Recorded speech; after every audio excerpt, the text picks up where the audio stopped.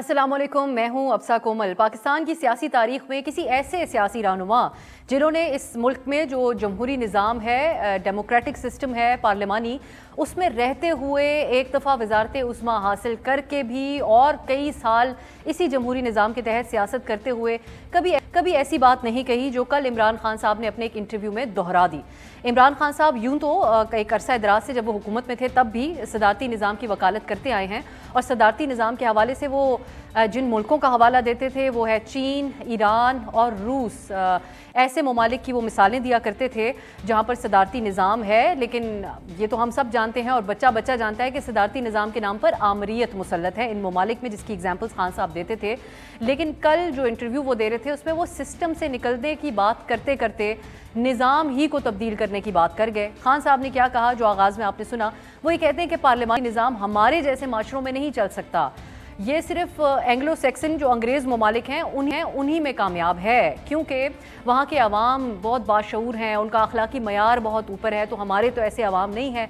वहाँ की जो कौम है उनकी वो अच्छाई के साथ खड़े होते हैं, वो अमर बिल मारूफ पर चलते हैं। वहाँ अगर कोई गलत काम करे तो अवाम मीडिया पर, अदालतों में और पार्लियामेंट में इतना दबाव डालते हैं कि किसी की जुर्रत नहीं होती कि अवामी राय के कैसे इख्तलाफ करे और उसके ख़िलाफ़ जाने की कोशिश करे। यहाँ हमारे यहाँ की एग्जाम्पल देते हुए उन्होंने कहा यहाँ पर तो पार्लिमानी निज़ाम अब तक फ़ेल हो गया। अब खान साहब जब सदारती निज़ाम की बात करते हैं तो हमारे जहन में वही मिसालें आती हैं जो चीन की, ईरान की और रशिया की वो देते आए हैं। कम अज़ कम चाइना और रशिया के हवाले से तो ये कहा जा सकता है कि वहाँ पर ना मीडिया है, जिसके हवाले से इमरान खान साहब कह रहे हैं कि इन ममालिक के अवाम मीडिया को भी की बात के ऊपर को भी पकड़ लेते हैं और पार्लियामान को भी जवाबदेह करते हैं। इन ममालिक में, रूस और चीन जैसे ममालिक में, तो सोशल मीडिया साइट्स जैसा कि फ़ेसबुक, ये सोशल मीडिया जिसके ज़रिए इमरान खान साहब की जमात को बहुत पॉपुलैरिटी हासिल हुई और बहुत एक्टिव हैं, ये भी वहाँ पर नहीं चलती हैं। चीन के अंदर फेसबुक नाम की कोई चीज़ नहीं है, आप अवाम अपने राय का इजहार भी नहीं कर सकती है। और मुसलमानों के साथ वहाँ पर वीगर मुस्लिम्स के साथ जो रहा है वो एक अलग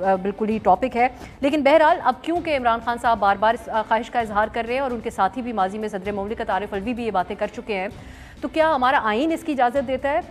सुप्रीम कोर्ट की तरफ से भी माजी में ये बात वाज़े की गई है कि जो पार्लिमानी जमहूरी निज़ाम है वो हमारे मौजूदा आईन पाकिस्तान का नुमाया एक फ़ीचर है जिसमें तरमीम की कोई गुंजाइश नहीं है, यानी इस निज़ाम को तब्दील नहीं किया जा सकता, दीगर अमेंडमेंट्स इसके साथ साथ की जा सकती है। तो अब फिर सवाल ये पैदा होता है कि क्या इमरान खान साहब को पार्लिमानी जमहूरी निज़ाम पर अगर एतमाद नहीं है तो वज़ीर आज़म बनने की जो उनकी 26 साल जिद्दोजहद थी वो उन्होंने प्राइम मिनिस्टर बनने के लिए जिद्दोजहद क्यों की? वो जमहूरियत का मंजन क्यों बेचते रहे? उस वक्त उन्होंने एडवोकेट क्यों नहीं किया एक सदारती निज़ाम को? दूसरी बात यह है कि सदारती निज़ाम की पाकिस्तान की माजी में जो मिसालें मौजूद हैं, इंसानी हकूक़ और तामीर व तरक्की के हवाले से कौन सी ऐसी आला मिसाल है जो खान साहब सामने रख सकते हैं जिसके तहत वो चाहते हैं कि सदारती निज़ाम पाकिस्तान में लागू हो? इसके अलावा क्या अगर आइंदा खान साहब 2/3 अक्सरियत ले लेते हैं तो क्या वो पार्लिमानी निज़ाम को, जमहूरी निज़ाम को तब्दील करेंगे? कोई रेफरेंडम इस सिलसिले में करवाएंगे?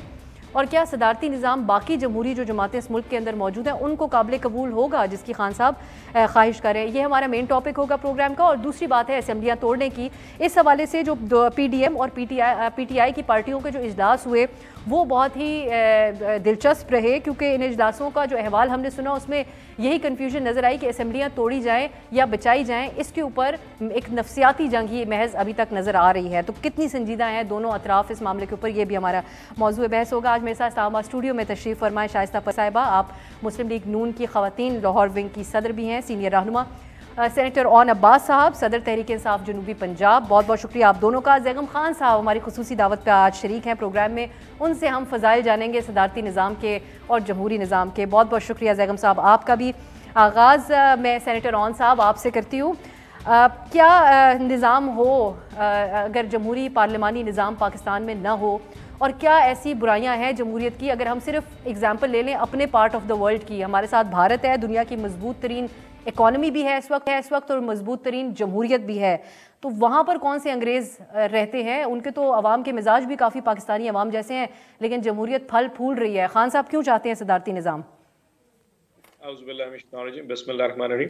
पहले तो मैं करेक्ट कर दूं आपको, बीबी आपने कहा कि दुनिया में जहां जहां सदारती निज़ाम है वहां शायद मार्शल लॉ या एडमिनिस्ट्रेटर्स होते हैं, ऐसा नहीं है। अमेरिका में कौन सा मार्शल एडमिनिस्ट्रेटर या वहां पे कौन सा वो सदारती निज़ाम जो है जिनकी एग्जांपल्स खान साहब ने दी, खान साहब मैंने सिर्फ उन मुल्कों का नाम दिया, खान साहब ने अमेरिका की एग्जांपल कभी नहीं दी। आपने कहा ना कि चाइना है या रशिया है, तो उसके साथ फ्रांस को भी मेंशन कर देते, अमेरिका को भी मेंशन किया जा सकता है, ब्राजील को भी देखा जा सकता है, जहां पे सदारती खान निजाम साहब कर सकते हैं ना मेंशन, खान साहब नहीं करते। ऑन साहब मैं माजरत चाहती हूँ आपसे, लेकिन मैंने सिर्फ इमरान खान साहब का हवाला दिया, हम इस बारे में खुद कुछ ऐड नहीं कर रहे। अच्छा बीबी, अब थोड़ा जवाब दे रहे हैं। पॉइंट ये है कि एक इंटरव्यू था जिसमें खान कहा कि पाकिस्तान में जमहूरी जो निज़ाम है, पार्लिमानी निज़ाम, इससे बेहतर है कि सदारती निज़ाम। देखिए ये डिस्कशन की बात है, अगर आप ये समझती हैं कि डिस्कशन पॉलिटिकल लोग ना करें तो ये आपकी राय हो सकती है। मेरी राय में ऐसे डिस्कशन करने में फ्रूटफुल रिजल्ट आते हैं कि पाकिस्तान में एक ऐसा पार्लिमानी निज़ाम है जिसके तहत 4 सूबों या 5 पे एक इलेक्शन होता है, फिर उसमें मिनिस्टर्स वही बनते हैं जो MPs बनते हैं, और फिर उसके बाद उनकी एक अपनी इजारादारी होती है। जो प्रेसिडेंट का सिस्टम बड़ा फेयर सा है। अगर आप अमेरिका के निजाम को देख लीजिए कि प्रेसिडेंट का इलेक्शन अपनी जगह पे हो रहा है, कैबिनेट वो अपनी मर्जी की, अपनी वो एक पूरी एक यानी कि अपनी लीग, अपनी सोच के हिसाब से उनको लेके आता है, और साथ सेनेट और लोग हाउस ऑफ रिप्रेजेंटेटिव्स में आ जाते हैं, जो कि फिर उसके बाद लेजिस्लेशन करते हैं। तो दोनों इकाइयां बराबरी की बुनियाद के ऊपर मुल्क को चला रही। तो खान साहब ने एक डिस्कशन इनिशिएट किया है। सर ये आपकी डेफिनेशन है, खान साहब ऐसी बात नहीं करें कि वो बहस जनरेट करें, वो कह रहे हैं कि मुझे इस निजाम के ऊपर कोई एतमाद नहीं है। ऑन साहब मैं आपसे कतई कलामी कर रही हूँ, लेकिन इसका जवाब दीजिएगा सर, कि आप ही की तरफ आप ही जवाब दें इसका। अगला इंतखाब ऑन साहब मुझे बताइएगा, आप अपने पार्टी के जनूबी पंजाब के सदर हैं, अगले इंतखाब का मंशूर सदारती निज़ाम ही होगा? अगर अभी आम इंतखाबात भी हो जाए, आपकी पार्टी आगे सदारती निज़ाम की तरफ जाने के लिए आवाम के सामने एडवोकेट करेगी? ऐसा बिल्कुल नहीं है। खान साहब ने बात एक फूड फॉर थॉट के ऊपर बात की है कि जी अवाम को सोचने के लिए। अब आप या मेरे पास ये डिस्क्रेशन नहीं है कि अवाम की सोच पे पाबंदी लगाने। इसमें ऐसा, ये पाकिस्तान में जो पार्लिमानी निजाम है ये कोई खुदा की तरफ से तो है नहीं, ये तो अवाम का बना निजाम है। 1973 का कॉन्स्टिट्यूशन चल रहा है। अगर इसमें अमेंडमेंट करनी है, कैसे करनी है, कौन करेगा, ये तो सोचा जा सकता है। लेकिन आप नहीं जी हम नहीं सोच सकते, क्योंकि ये पार्लिमानी निजाम फॉरेन मार्शल एडमिनिस्ट्रेटर की तरफ लेके जाता है। तो जो पाकिस्तान का तजर्बा है वो दुनिया का तजर्बा से पूछते हैं, ठीक है, इस सिस्टम के एक स्टेक होल्डर शाइस्ता साहब की जमात, आपने भारत की बात की, आपने भारत की बात की है। भारत में टोटल वज़ीर-ए-आज़म 70 हैं और 31 जनाब आर्मी चीफ रह चुके हैं, या 31 प्राइम मिनिस्टर है और 17 आर्मी चीफ रह चुके हैं। So there is no comparison, there certain values, certain issues जिनको एड्रेस करना है। भारत जैसी सियासत भी तो नहीं हो रही है पाकिस्तान में सेनेटर साहब में। वहां किसी की हुकूमत जाती है तो कोई फिर ये भी नहीं कहता, वहां कौन कानून साजी के लिए कौन फौज को वहां पे कॉल करवाता है, उनसे कॉल करवाता है। मैं आती हूँ दोबारा आपकी तरफ, लेकिन खान साहब ने एग्जाम्पल्स हैं, ऑन साहब ये रिकॉर्ड स्ट्रेट करते हुए ईरान और चीन और मलेशिया के सिस्टम्स की वो एग्जाम्पल्स दे चुके हैं, और रूस से भी वो आखिरी दिनों में काफी इंप्रेस्ड लग रहे थे। इनको हम काफी अरसे से इन सिस्टम्स को पढ़ते आ रहे हैं, और वहां पर कोई ह्यूमन राइट्स नहीं है और कोई मीडिया प्रेस फ्रीडम और कुछ भी ऐसा नहीं है। शाइस्ता साहिबा मुल्क की मारूफ लीडर है इमरान खान साहब, और अगर वो ये सिस्टम से निकलने इतने वो डिसअपॉइंट भी हो चुके हैं कि वो इस वक्त पार्लियामेंट में भी नहीं है, वो असेंबलियां भी तहलील करना चाहते हैं, और अब उससे आगे बढ़कर वो जमहूरी निज़ाम से भी खाइफ हो गया। आप लोग एक बहस ज़रूर करना चाहेंगे खान साहब से इस मामले के ऊपर? बिस्मिल्लाहिर्रहमानिर्रहीम। Thank you Hafza for having me in your programme. देखें, मैं तो खुश हूँ कि जितनी दफ़ा वो मुंह खोलते हैं, वो जो उनके अंदर की ख्वाहिशात हैं ना, वो हमें नज़र आती हैं। एक्चुअली वो इतने ज़्यादा डेस्परेट हो चुके हैं अब फॉर पावर कि उनको समझ ही नहीं आ रही कि वो क्या कर रहे हैं। उनको ये देख ही नहीं रहे कि आईने पाकिस्तान में जो है वो पार्लिमानी जमहूरी निज़ाम है, उसको वहाँ कोई दो राय है ही नहीं। वहाँ क्लियर है कि ये पार्लिमानी जमहूरी निज़ाम है जो पाकिस्तान का आइन है उसमें जिस तरह लिखा हुआ है। और दूसरी बात, डे वन से ही इज़ अ फाशिस्ट। हम जो कहते हैं अथॉरिटेरियन हुक्मरान वो बनना चाहते हैं। उनका हर्फ जो है वो हरफ आखिर होना चाहिए। वो अपने आप के आगे ना किसी को देखते हैं ना सोचते हैं। वो इस निज़ाम में बिलीव ही नहीं करते हफ्जा। अगर आप ये देखें कि उनकी जो फॉलोइंग है, जो उनकी कल्ट है, वो जो बात करते हैं, किस तरह वो अपने स्टांसेस बदलते हैं। अपनी फॉलोइंग समेत सबको आवाम के बारे में कह रहे हैं कि उनके अखलाकी मयार। मेरी बात सुने, ये वही आवाम है ना जिसको वो कभी गधा कहते हैं कि ये गधे हैं, कभी वो रियासती अदारों को मीर जाफ़र, मीर सादिक कहते हैं, न्यूट्रल्स कहते हैं कि न्यूट्रल जानवर होता है, कभी वो अपने इलेक्शन कमीशन पे अदम एतमाद करते हैं, कभी वो अपनी जुडिशरी को कहते हैं कि मैं यहाँ अपने केसेस नहीं लेके जाऊँगा, मैं बाहर लेकर जाऊँगा। तो देखें, इस शख्स को तो सूट ही प्रेसिडेंशियल सिस्टम जो आज उनके मुंह से निकला है। और मेरा ख्याल है वो जो सरप्राइज थी ना, वो सरप्राइज वो नहीं थी कि असेंबलियां डिसॉल्व करूंगा, ये वो तो अब 20 तारीख के बाद क्या तारीख, अगर उन्होंने करनी होती तो बंदा उस दिन अनाउंस करके वहां से उठता कि मैं डिसॉल्व करता हूं। ये हमारा अगला मौजू है, इसके ऊपर आते हैं। लेकिन उनका जो सरप्राइज है वो यही है कि he believes in a presidential system, he doesn't believe in human rights, ना वो प्रेस फ्रीडम, वो प्रेस से कितने आवाज़ार हैं, जो कदगनें उन्होंने लगाई वो आपके सामने हैं। लेकिन वो कहते हैं आज के दौर में जितनी पाबंदियां हैं, उन्होंने कल परसों कायद का भी उनके कहने को आप कहां तक सीरियस लेंगे? वो कहते हैं पिछले 8 महीने में इस मुल्क में जो हुआ मुल्क की तारीख में कभी भी नहीं हुआ। बेगम साहब, वैसे तो जो पाकिस्तानी अवाम है वो इतने बाशऊर तो हैं, कम अज कम खैबर पख्तूनख्वा को अगर हम देखें, वहां पर कहा जाता था एक दफा इलेक्ट करें, दूसरी दफा उस पार्टी को मौका नहीं देते अगर वो डिलीवर ना करे। लेकिन खान साहब के लिए ये अच्छी बात है कि उनको दोबारा वहां के अवाम ने इलेक्ट किया। खान साहब इस वक्त भी 2 सूबों के अंदर अपनी हुकूमत रखते हैं और गिलगित और कश्मीर में उसके अलावा। तो अब लेकिन खुद अहमियत हमने देखा बहुत से मौक़ों पे उनकी जमात की तरफ से पार्लियामान को नहीं दी गई, जिस तरीके से अभी भी वो पार्लियामान को में मौजूद नहीं है उनकी जमात। सड़कों पर आके उन्होंने मुतालबात की और बात ख़त्म हुई जो असेंबली है उनको तहलील करने के हवाले से। क्या वजह है कि खान साहब को जमहूरियत अब बिल्कुल नापसंद है? क्या उन्होंने इस सिस्टम से खुद कुछ हासिल नहीं किया? ठीक सोच रहे हैं क्या बेगम साहब तमाम ग्राउंड रियलिटीज़ को देखते हुए खान साहब?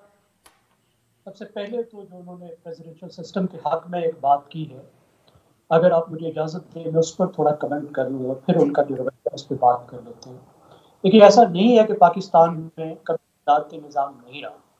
1962 का जो पाकिस्तान का आइन था वो एक सदारती आइन था और उसके नतीजे में एक बहुत हैंडसम आदमी पाकिस्तान का सदर बना था, जिसकी वीडियोस इमरान खान अपने जलसे में दिखाते हैं और जिसकी तारीफें करते हैं। मैं अयूब खान साहब की बात कर रहा हूँ। उस सदारती निज़ाम के नतीजे में ये मुल्क टूट गया था, बशर की पाकिस्तान बांग्लादेश बन गया था, क्योंकि जिस तरह कुव्वत का इर्तकाज हुआ था सदर साहब के हाथ में जो मगरबी पाकिस्तान के थे, उससे बांग्लादेश बनना एक उसका लाजमी नतीजा था। लेकिन भारत दुनिया का दूसरा पॉपुलस कंट्री है जो कुछ अर्से में दुनिया का सबसे बड़ा आबादी के लिहाज से मुल्क बनने जा रहा है, जिसके अंदर इतनी डाइवर्सिटी है, इतना तगय्युर है कि वो एक तरह की एम्पायर है। उसे पार्लिमानी निज़ाम ने एक कौम बना दिया है, एक नेशन बना दिया है। और पाकिस्तान भी अगर नेशन होने के रास्ते पर चला है तो उस आइन की वजह से चला है जो पार्लिमानी आइन है। उस पार्लिमानी आइन के झंडे के नीचे बेगम साहब आप बहुत अहम बात कर रहे हैं। मुझे और शाइस्ता साहब की आपकी आवाज़ ठीक नहीं आ रही, मैं अपनी टीम से रिक्वेस्ट करूंगी क्योंकि हम चाहते हैं कि हम बेगम साहब की बात हम भी समझ पाए और आवाम तक भी पहुंच पाए। तब तक ऑन साहब, शाइस्ता साहबा ने कह दिया कि आप लोगों के जो तरीक़ाकार हैं वही फाशिस्ट हैं, और फिर हम अगर इसको 2+2 करें तो जब हुकूमत गई तो खुर्रम दस्तगीर साहब ने कहा कि खान साहब कई साल हुकूमत में रहने का, तो क्या सदारती निज़ाम लाने का आप लोग पहले भी प्लान कर रहे थे? अच्छा बीबी, जो लोग हमें फाशिस्ट कहते हैं, वैसे मैं उनकी सोच पे हैरान हूं कि आज तक उस शख्स के कट में से नहीं चुके जो इस वक्त कन्विक्टेड फेलो है। यानी कि पिछले 2.5 साल से शख्स इसकी पॉलिटिकल पार्टी इनकी छोड़ के लंदन में बैठा हुआ है। पिछले 1.5 माह से उसकी दूसरी जो बेटी है वो भी वहां पे लंदन में बैठी हुई है और यहाँ पे एक कल्ट फॉलोइंग नवाज शरीफ की चल रही है। वो हमें फाशिस्ट कह रहे हैं। और फाशिस्ट कौन कह रहे हैं? जिसकी कल्ट फॉलोइंग इस हद तक है कि जिनकी लीडरशिप लंदन में, उनकी शादियां लंदन में, उनकी जायदादें लंदन में, उनके इलाज लंदन में, सिर्फ उनके जनाजे पाकिस्तान में होते हैं, वो पॉलिटिकल पार्टी के लोग हमें फाशिस्ट कह रहे हैं। यानी कि जिस शख्स ने इस वक्त अपनी जान को हथेली पे रख के एक स्टेटस को के खिलाफ एक ऐसी जंग लड़ी जिसका एंड यहां पे होना था। हम सब प्रेडिक्ट कर रहे थे कि जिस रास्ते पे खान साहब जा रहे उसका एंड यहां पे होना था, जो कि बाल बाल बचा इस पूरे मुल्क में एक हकीकी आजादी की जंग लड़ते, उसको ये लोग फाशिस्ट कह रहे हैं। मुझे तो खुद इनके ऊपर डिस्ग्रेस और शर्म फील होती है। वेरी फ्रैंकली सेड, देखिए कौमें एफआईआर का भी जिक्र कर दें जो पिछले दिनों में कटी इनकी हुकूमत में। और सभी कौमें सोच से बनती हैं। अभी जैसे जैगब साहब फरमा रहे थे कि पाकिस्तान में एक जमाने में जब अयूब खान थे सदारती निजाम रहा है और बहुत कामयाब सदारती। अगर उस बात पे मैं डिस्कशन करना चाहूं तो आप कदम कैसे लगा सकती हैं? सो मुझे सोचने दीजिए। हाँ, उसमें लीगल हंच हो सकते हैं, उसमें टेक्निकल इश्यूज हो सकते हैं, वो अलग चीज है, लेकिन बात करने में ऐसा, आप ये बताएं इस 70 साल में ये पिछले 40 साल नहीं है 88 से लेके अब 2022, लेकिन जब आप एक जमहूरी निजाम के अंदर लड़ रहे हैं तो उसके मुखालिफ आप उसको इतना डिमीन कैसे कर सकते हैं? मेरा सवाल ये है साहब, आप उसको इतना जमीन पे कैसे फेंक सकते हैं कि ये निजाम भी ठीक नहीं और इस अवाम के अखलाकियात भी ठीक नहीं, यहाँ पर चल ही नहीं सकती जमहूरियत? आप कहें इस पर बहस होनी चाहिए। क्या इस 44 साल आपके पॉलिटिकल दौर में इस निजाम ने आपको सर्व किया? नहीं किया। आज ये हालात है, मैं बीवी से पूछ ले, शायस्ता बीवी से सदारती निजाम ने किया सर। मैं ज़ैगम साहब से राब्ता बहाल हुआ, मैं सॉरी, मैं चले आप मुकम्मल कर लें। ऑन साहब आप मुकम्मल कर लें जी। आपके मुल्क का वज़ीर आज़म इतना कमजोर हो चुका है, मैं आपके प्राइम मिनिस्टर इस जमहूरी की बात करूं, आपका मुल्क का वज़ीर आज़म इतना कमजोर हो चुका है कि जो हमें ताने दिया करता था कि आज ब्रेंट क्रूड जो है हमारे मुकाबले में $30 नीचे है, लेकिन तेल की कीमत $100 पर बढ़ा के बैठा है, लेवी लगा के। कमजोर सिस्टम है ये, पार्लिमानी सिस्टम है, उसको समझ ही लगे। ये लोग जमहूरी निजाम का क्या ताल्लुक है? इमरान खान साहब ने एक बार फिर से सदारती निजाम की वकालत की है, उसकी ख्वाहिश का इजहार किया है। वो समझते हैं पाकिस्तान में जमहूरी पार्लिमानी निज़ाम नहीं चल सकता। इसी के ऊपर हम बहस कर रहे हैं। ज़ैगम खान साहब, अब आपने गुफ्तगू भी सुनी है, दोनों अतराफ़ की भी इसके ऊपर पॉइंट ऑफ व्यू सुना है। सेनेटर रॉन साहब हवाला भी दे रहे हैं सदर अयूब का, लेकिन वो एक अलग बात है कि मुल्क फिर बाकी क्या मुहर्रिकात बने मुल्क के 2 लख्त होने के, वो भी फिर इसमें ज़ेर बहस आना चाहिए। लेकिन क्या वाकई अगर हम सिर्फ अवाम के एतबार से भी देखें, हम अखलाकी तौर पर अवाम के तौर पर इतने गैर अखलाकी हो गए हैं कि अब खान साहब समझते हैं कि अवाम के हाथ में बहुत सारी चीज़ें नहीं होनी चाहिए, वो हुकूमत for the people by the people वो नहीं वो समझते कि होनी चाहिए अब इस मुल्क में? मेरे ख्याल में किसी को भी अवाम की तौहीन का हक हासिल नहीं है, पर एक लीडर को तो हरगिज हासिल नहीं है। अगर हम लीडर का एहतराम करते हैं तो इस वजह से करते हैं कि उसके साथ अवाम है। अगर इमरान खान बड़े लीडर हैं और हम उनका एहतराम करते हैं तो इस वजह से करते हैं उनके साथ करोड़ों की तादाद में अवाम है। और अवाम की तौहीन मेरे ख्याल में पूरे मुल्क की तौहीन है। मुल्क अवाम ही का नाम है। आप सदारती निजाम को देखना चाहते हैं, अपने आस पास जरा देखिए। अफगानिस्तान का शुरू से इसरार है कि सदारती निजाम ही रखना है, पार्लिमानी निजाम की तरफ नहीं जाना, फेडरेशन नहीं बनानी। आप वहां देखिए क्या हशर है। एक हुकूमत के बाद दूसरी हुकूमत फेल होती है। अभी मेरी गुफ्तगू हो रही थी अफगानिस्तान के साबिक सदर के एक मुशीर, बहुत अहम दानिश्वर हैं, तारिक फरहादी साहब, और मैं उनसे यही कह रहा था कि अगर आप 2000 के बाद, सन 2000 के बाद अगर आप फेडरेशन का और पार्लिमानी निजाम का तजुर्बा कर लेते तो शायद ये हालात ना होते। और उन्होंने मुझसे इत्तफाक किया। आप भारत को देखिए, दुनिया की दूसरी बड़ी आबादी वाला मुल्क है, थोड़ी देर में सबसे बड़ी आबादी वाला मुल्क होगा। इतने फर्क है उस मुल्क के अंदर कि वो एक एम्पायर नजर आता है, आपको स्टेट नजर नहीं आता। पार्लिमानी निजाम ने उस मुल्क को एक नेशन बना दिया है, एक कौम बना दिया है, और तमाम फर्क के बावजूद एक मस्जिद जमहूरियत के तौर पर वो मुल्क चल रहा है। जैसे आपने कहा, पाकिस्तान ने सदारती निजाम के तजर्बे किए हैं। जो 1962 का आइन था पाकिस्तान का, अयूब खान साहब का, एक सदारती आइन था। और अयूब खान जो है वो पाकिस्तान के दूसरे हैंडसम सदर थे और इमरान खान को बहुत वो पसंद भी हैं, उनकी वो तकरीरें भी दिखाते हैं। और सदारती निजाम ही का ये नतीजा था कि ये मुल्क टूट गया था, क्योंकि जिस तरह सेंट्रलाइजेशन ऑफ पावर हुई उसके नतीजे में हमारा जो दूसरा विंग था, जो बड़ी आबादी वाला हिस्सा था, वो मुकम्मल नाराज हो गया, वो एलियनेट हो गया। तो जो सदारती निजाम है उसको ज्यादा कोहियन चाहिए होती है और ज्यादा मैच्योरिटी चाहिए होती है, क्योंकि सदारती निजाम में ताकत 2 हिस्सों में तकसीम होती है। एक तरफ सदर होता है और दूसरी तरफ पार्लियामेंट होती है, और इन दरमियान में इनके अक्सर झगड़े चलते हैं। यूरोपीय मुल्कों में भी जहां सदारती निजाम है वहां भी बार बार लॉग जैम क्रिएट होते हैं, बड़े बदतरीन लॉग जैम क्रिएट होते हैं। इस वक्त अमेरिका का जो जमहूरी निजाम है खुद एक क्राइसिस से गुजर रहा है, और जो डेमोक्रेसी के एक्सपर्ट्स हैं वो कह रहे हैं कि अमेरिका का सदारती निजाम जो है वो एक टेस्ट से गुजर रहा है, और पता नहीं उससे वो निकल भी पाएगा या नहीं निकल पाएगा।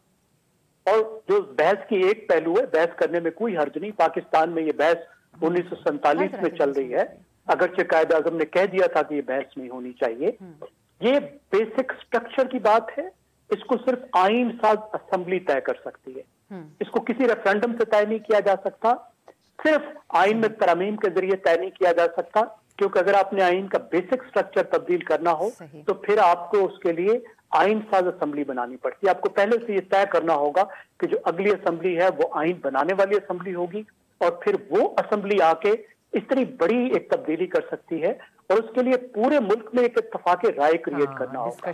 इमरान खान साहब जरूर बात करें दूसरी पार्टियों से, मुझे नहीं लगता कि ही हैज ए चांस, क्योंकि पाकिस्तान में एक मुकम्मल इत्तफाक राय है, खासतौर पर पंजाब से बात। एक पंजाब वाले लीडर को शायद ये कहना आसान होता है, लेकिन जरा आप किसी पख्तून लीडर से किसी सिंधी लीडर से, किसी बलोच लीडर से आप पूछ के देखिए, उनका जो बेस्ट चांस है वो पार्लिमानी डेमोक्रेसी से है। अभी तक उन्होंने जितनी भी विक्ट्रीज ली है, वो हुकूक जो लिए हैं, वो पार्लिमानी निजाम की वजह से ली है, और जितना कुछ उन्होंने लूज किया है तो सदारती निजाम की वजह से लूज किया है। मुझे इसलिए ये एक ला मैनी और एक बेमकसद बहस लगती है, क्योंकि इस पर कभी इत्तफाक राय हो नहीं सकता पाकिस्तान में। सही हो गया ज़गम साहब। फिर मैं अब इस सदारती निज़ाम से जो असम्बलियाँ तहलील करने की बात है उस तरफ जाती हूँ। सेनेटर ऑन साहब, क्या जब ऐलान किया खान साहब ने, तो वाज़े है कि मुशावरत नहीं की गई पार्टी से, लेकिन अब हमें इत्तलात मिल रही हैं आप लोगों का जो इजलास हुआ उसमें भी पंजाब के बहुत सारे जो रहनुमा हैं उन्होंने ये कहा, मेंबर्स आपके पार्टी के, वो उनको फ़िक्र है, वो समझते हैं कि ये पूरा होना चाहिए टर्म, क्योंकि ऑन गोइंग बहुत से मंसूबे भी हैं। क्या इत्तफाक़ राय हो रहा है कोई पार्टी में इस वक्त? आप क्या बता सकते हैं ऑन साहब? नहीं, ऐसा बिल्कुल गलत है। मैं उस मीटिंग में मौजूद था जो पिछले मंडे को, सोमवार वाले दिन लाहौर ज़मान पार्क में हुई थी। टोटल कंसेंसस है, यानी कि एक होता है ना किसी एक यदि कोई ऐसी राय हो जो इसके अगेंस्ट है, पूरा कंसेंसस है कि खान साहब आपने जो ऐलान किया कि मैं इस गले सड़े निजाम का और हिस्सा नहीं लूंगा, this is the right time to just leave and quit from it. दूसरी बात ये आम तौर पे इस बात का इदराक करना किसी भी और पॉलिटिकल पार्टी के लिए मैं समझ सकता हूं बहुत मुश्किल है। वजह ये, सियासतदान वो कहते हैं ना कि शेर की एक दिन की जिंदगी, गीदड़ की 100 साल। सियासतदान कभी भी एक दिन ज्यादा हुकूमत से बाहर नहीं रह सकता। किसी के लिए सोचना कि कोई सियासतदान जिसकी 8 महीने की हुकूमत पड़ी हो पंजाब में, पंजाब का वज़ीर आला या हुकूमत रखना, केपीके में आपकी हुकूमत पड़ी और आप कहें यार मैं इसको फेंक के जाना चाहता हूं, मैं इलेक्शन में जाना चाहता हूं, ये आम सियासतदान के लिए इदराक करना बहुत मुश्किल है। क्योंकि एक तो लोगों को ये कॉन्फिडेंस ही नहीं होता कि हम दोबारा जीत पाएंगे, दूसरा वो कहते हैं यार 8 महीने एंजॉय करो, 8 महीने बाद देखी जाएगी। लेकिन खान साहब जैसा बंदा ही इस तरह का ब्रेव डिसीजन कर सकता है। And I was so happy कि पूरी जो सीनियर लीडरशिप थी जिस दिन ये फैसला हुआ था, वो सारी एक पेज पे थी कि खान साहब ये जो आपका फैसला है इसको जल्दी किया जाए। यस, उसके थोड़े से वो टाइमलाइन जरूर डिफाइन की कि जी परवेज इलाही साहब से मुशावरत कर लीजिए, पार्लिमानी पार्टी से भी मुशावरत कल करनी है, केपीके की पार्लिमानी पार्टी से, और once you have done all the details फिर आप अनाउंस करें किस दिन करना। सो हम we are all set for it. लेकिन आई कैन अंडरस्टैंड के काइंड ऑफ पेन जो कि नून लीग के हो रही है, जो बार बार हमें थ्रेट कर रही थी या डिमांड कर रही थी कि जी आप तोड़ के दिखाएं। आज जब तोड़ दिया तो जी आप तोड़ने नहीं। आई कैन अंडरस्टैंड कि उनको किस किस्म का कंफ्यूजन। और ऑन साहब, मैं यही आपकी बात एक लेन की तरफ लेके जाती हूँ जो आपने बात की है, लेकिन वो शेर की जो जिंदगी होती है उसमें वो जब ऐलान करते हैं तो फिर तारीख का भी साथ ऐलान कर देते हैं। हमारी एक्सपेक्टेशन शेर जो जंगल का बादशाह होता है उससे कुछ ऐसी ही रहती है। तारीख बताइए। 20 दिसंबर को आप खुश हो जाएगा। 30 नवंबर को ऐलान होगा। 20 दिसंबर से 1-2 दिन पहले, बस 20 दिसंबर को ऐलान होगा। नहीं, 20 दिसंबर को तोड़ दी जाएगी, उससे 1-2 दिन पहले तोड़ दी जाएंगी। बस ठीक है, 20 की तारीख भी आ गई। शाइस्ता साहबा, आप लोग ये बताइए, जो हमारे नुमाइंदे हैं डॉन के, जुल्करनैन साहब, उनकी भी आज की खबर है और इनसाइड न्यूज़ है आप लोगों के इजलास के बारे में, जहां पर इस बात का शिकवा किया गया और हमने एक पैरानोया देखा। खान साहब ने यकीनी तौर पर आप लोगों को सरप्राइज दिया 26 तारीख को जब उन्होंने ऐलान किया कि असेंबलियाँ डिसॉल्व करने जा रही है, तो आप लोगों की एक खौफजदगी का एक एहसास सामने नजर आया। हालांकि आप लोग पहले इनको चैलेंज कर रहे थे कि आप असेंबलियाँ तहलील करें, फिर आप कहने लगे कि हम हर कीमत पे असेंबलियाँ बचाएंगे। ये क्यों हुआ? कोमल, 2 बातें मैं करूँगी। एक तो बात कि उन्होंने सरप्राइज़ दी, अगर सरप्राइज़ दी तो मुझे एक बात बताएं कि जिन अरकान ने नेशनल असेंबली से इस्तीफ़े दिए हुए हैं वो अब तक कहाँ हैं? वो क्यों नहीं स्पीकर के सामने पेश होते? वो अब तक क्यों तमाम फैसिलिटीज़ इस्तेमाल कर रहे हैं? जैसे अभी भी लॉजेस में रह रहे हैं, उन्होंने मिनिस्टर्स एनक्लेव में घर खाली नहीं किए, उन्होंने गाड़ियाँ वापस नहीं की। तो अगर वो इतनी क्लैरिटी है और इतना कंसेंसस है इनकी पार्टी में, तो वो लोग आगे आएँ और सबसे पहले वो अपनी रेजिग्नेशन स्पीकर को दें, नंबर 1, नेशनल असेंबली से रिज़ाइन करें। और मुझे ये आप बात बताएं कि इनको एकदम रेजिग्नेशन दी, उनके भी तो एक्सेप्ट नहीं हुए ना? नहीं, एक्सेप्ट नहीं, वो उसकी एक रिक्वायरमेंट है ना कि दे हैव टू। ये नहीं हो सकता एक सफ़े पे 20 लोग लिख के साइन करके दे दें कि हमने रिज़ाइन किया। अगर आपको याद होगा, जावेद हाशमी ने खड़े होकर असेंबली के फ्लोर पे कहा था। तो इसकी रिक्वायरमेंट है कि इंडिविजुअली इन्होंने स्पीकर के पास आना है और कहना है कि हम वी रिज़ाइन।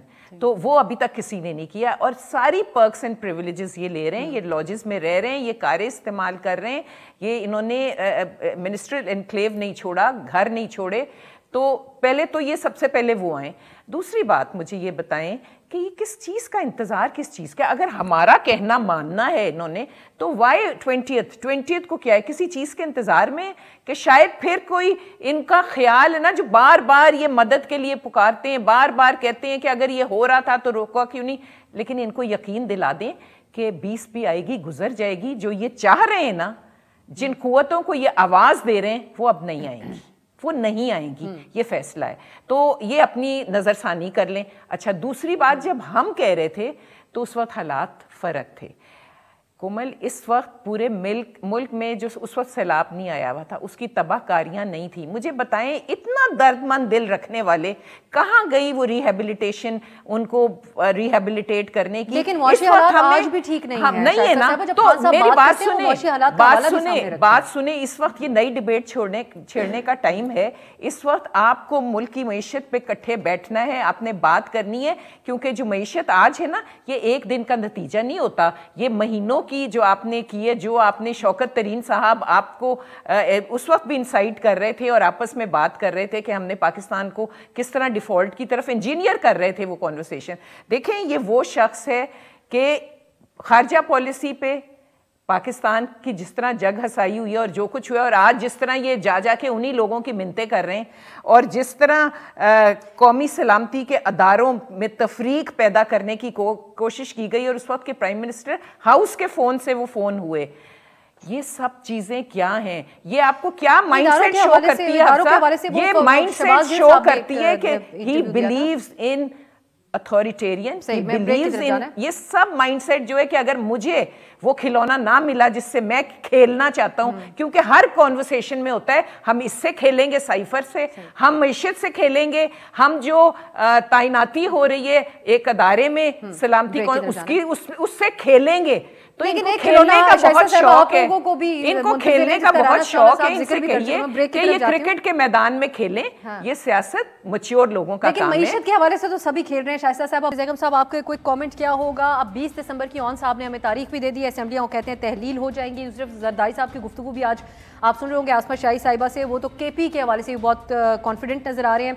क्या खान साहब के मसाइल का हल ये असेंबलियां तहलील करने और फौरी नए इंतखाबात में ही है? जैगम साहब, देखिए, मेरे ख्याल में तो ये एक ब्रिलियंट मूव है की तरफ से, जिसकी वजह से हुकूमत बहुत मुश्किल में पड़ सकती है। इस वक्त पॉपुलैरिटी इंडेक्स पे पीटीआई काफी ज्यादा है, इसमें कोई शक नहीं, और हुकूमत को वक्त चाहिए, पीडीएम की गवर्नमेंट को, पीडीएम पार्टीज को वक्त चाहिए। और अगर इन दो बड़े सूबों में, पंजाब में और केपी में, पीटीआई इलेक्शन फोर्स कर देती है सूबाई हुकूमतों का, तो इसका मतलब ये है कि आइंदा जब कौमी इंतखाबात होंगे तो ये दो सूबाई हुकूमतें पहले ही मुंतखब हो चुकी होंगी और उनके पास 5 साल होंगे, और ये उनका आईनी हक भी है, ये उनका कानूनी हक है, ये आप उनको डिनाई कर नहीं सकते। ये वजीर आला का हक है कि वो असेंबली तोड़े। और मेरे ख्याल 20 दिसंबर तक का जो इन्होंने टाइम रखा है, वो या तो उसका मतलब ये हो सकता है कि आपस में गुफ्तगू कर रहे हैं, लेकिन उसका एक दूसरा मकसद भी हो सकता है कि वो हुकूमत को एक चांस दे रहे हैं कि वो उनके साथ आए और बात करे। अगर हुकूमत वाकई ये चाहती है कि तमाम इंतखाबात इकट्ठे हों, तो इट्स अ गुड अपॉर्चुनिटी कि उनको एंगेज करना चाहिए, उनसे बात करनी चाहिए। 11 अगस्त को इन असेंबलियों की मुद्दत खत्म होनी है। अगर 2 महीने पहले, 2-2.5 महीने पहले इंतखाबात हो जाएं तो कोई बुराई नहीं, अगर हुकूमत ये समझती है। वरना मेरे ख्याल में ये भी कोई मसला नहीं है, इससे जमहूरियत को कोई नुकसान नहीं होगा अगर अभी 2 असेंबलियों के इलेक्शन हो गए तो। सही, बिल्कुल सही है, लेकिन एक नई रिवायत जरूर बन जाएगी। ऑन साहब, आपको एक कमेंट आपका क्या होगा? जरदारी साहब की गुफ्तगू आपने सुनी, वो कह रहे खैबर पख्तूनख्वा में भी हम अदम एतमाद लेके आएंगे, वहाँ कुछ दोस्त भटक गए हैं, वो सही हो जाएंगे। क्या आपके साथ ऑन बोर्ड है खैबर पख्तूनख्वा की हुकूमत? क्योंकि सीएम वहाँ के आज भी तरक्याती फंड अनाउंस कर रहे थे, तो फिर कैसे अगर असेंबली डिसॉल्व होनी है, मामला आगे कैसे चलेंगे? मैं वैसे हैरान हूँ उनकी गुफ्तगू के 100 टोटल मेंबरान में से 70 इस वक्त पाकिस्तान तहरीक इंसाफ के हैं, तो कितने गुमराह होंगे जिसको वो उठा के जरदारी साहब। देखें, ये जो माइंडसेट है ना, ये जो माफिया माइंडसेट होता है, ये जो पैसे की गेम वाला माइंडसेट होता है, ये समझता है कि हर चीज दुनिया में पैसे पे बिकती होती है। ये शायद भूल जाते हैं कि यार ईमान भी कोई चीज होती है, मोहब्बत और इंसान की वफा भी कोई चीज होती है। मतलब इस तरह की गुफ्तगू करना कि केपी के में, मैं समझता हूं कि आप पंजाब में, मैं केपी को बहुत दूर है, हमारे पास 186 हैं, आप 186 में से 185 मेंबरान इस वक्त कर दे, वो बहुत ही कोई इडियट आदमी होगा जो इस वक्त तहरीक इंसाफ को छोड़ के दूसरी तरफ जाएगा। मतलब पीपल्स पार्टी जैसी जमात का जहां सिंध में इस वक्त इलेक्शन करना मुश्किल है, वो पंजाब और केपी में बंदा टोल के उधर किधर जाएगा? इस बात पे गुफ्तगू करना इन इटसेल्फ मेरे ख्याल में बहुत ही कोई इडियोटिक किस्म का आइडिया लग रहा है। वैसे बात मैं शाइस्ता साहबा का आखिर लास्ट कमेंट इसके ऊपर, शाइस्ता साहब, आप मुकाबला हर सूरत में करेंगे, तहलील की सूरत में भी, इलेक्शन के जरिए, या फिर दूसरी सूरत में भी? देखें, हम जो कुछ भी करेंगे ना, कानून और आइन की हद में रहते हुए करेंगे, और अगर इलेक्शन हुआ तो सियासतदान तो हर वक्त इलेक्शन के लिए रेडी होता है जी, वो रेडी हैं, लेकिन जो हमें कानून और आइन हक देता है उसमें लड़ेंगे भी और उसमें रहेंगे भी, क्योंकि पंजाब का जो है उसमें बहुत सारे लकूनाज अभी हैं, कुछ केसेस पेंडिंग हैं लाहौर हाई कोर्ट वगैरह में जिसको सॉर्ट आउट होना है before they go into that.